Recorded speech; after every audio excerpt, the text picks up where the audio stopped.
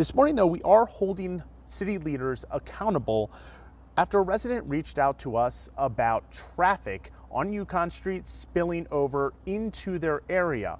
Our Wanya Reese is live with me here in Arvada. And Wanya, you listened to this resident and some of the concerns that they were telling you about. What did they have to say? Good Friday morning to you, Dan. I got a chance to speak with Steve Duran, and he lives here along Yukon Street, and he tells me that he's dealing with parking issues as well as people that are speeding down the road as well. He tells me that he understands that the downtown area is going to continue to grow. He's just not too happy with the costs that it's costing him currently.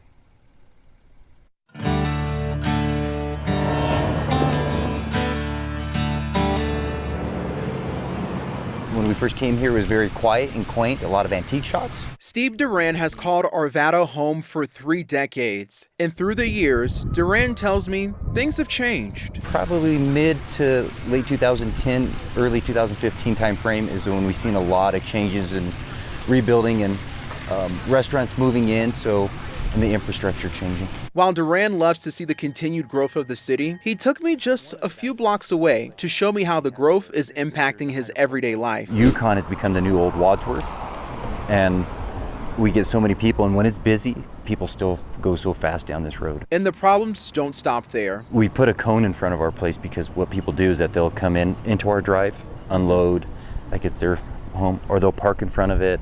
I mean, it just adds a lot of confusion. So I reached out to the city of Arvada and the police department to get answers. While nobody agreed to go on camera for this story, I did get my questions answered via email.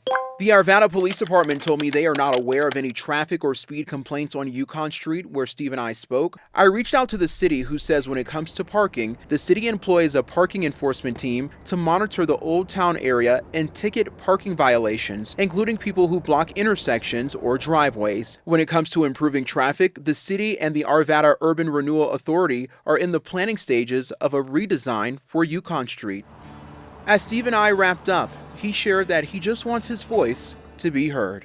The hope is just incorporate the residents into this type of conversation with us, engage us, come knocking on our doors and just hear us out because, what we're presenting is legit.